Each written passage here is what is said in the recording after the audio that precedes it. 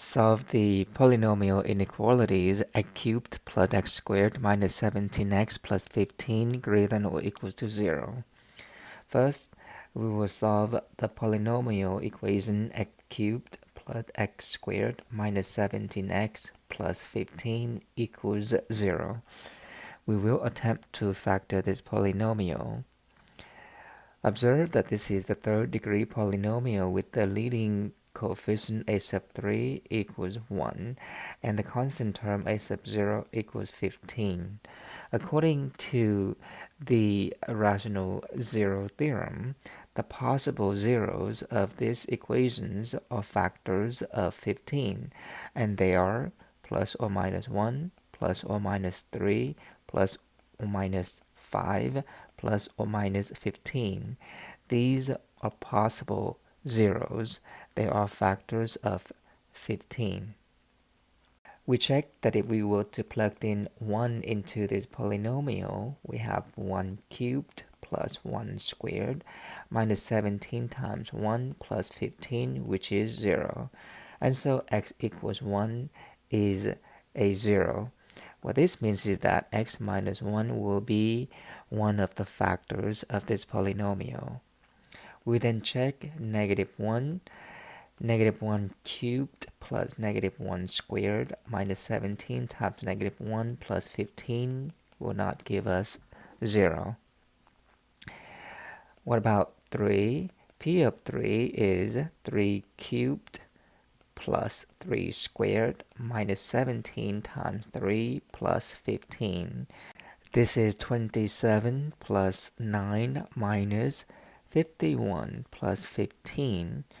27 plus 9 is 36. 36 plus 15 is 51. 51 minus 51 is 0.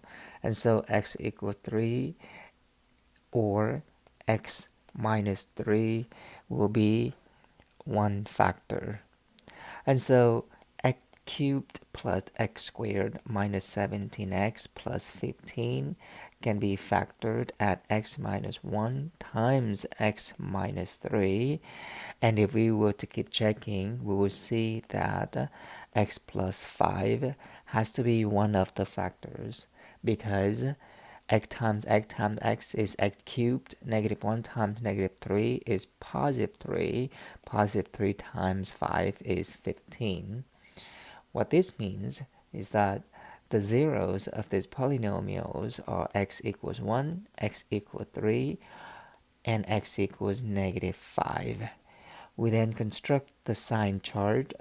On the x-axis, the zeros of these polynomials are negative 5, 1, and 3. We then check the sign of each of the interval to determine whether the expression will be greater than or equal to 0. Pick a number in this interval, any number, such as x equals negative 6. We see that if we were to plug in this expression, negative 6 minus 1 is negative 7. Negative 6 minus 3 is negative 9. Negative 6 plus 5 is negative 1. We only need to know the sign of each of the factor. Negative times negative is positive, times the negative is negative. And so any number in this interval will make this expression negative. We then pick another number in the second interval so that x equals 0. We see that 0 minus 1 times 0 minus 3 times 0 plus 5, which is a negative times a positive is positive. And lastly, a number in this interval is 2, between 1 and 3. But again, any number between 1 and 3 will work. 2 minus 1 times 2 minus 3 times 2 plus 5. Positive times negative times positive is negative. We still need to check one more interval. For the last interval, pick a number in this interval such as 4 or 10 or 100.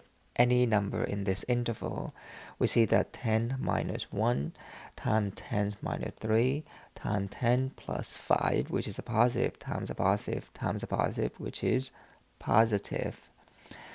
We conclude that the solutions are the intervals -5 to 1 and then 3 to infinity, but because this is greater than or equals, the solution must be including the end points in each of the interval.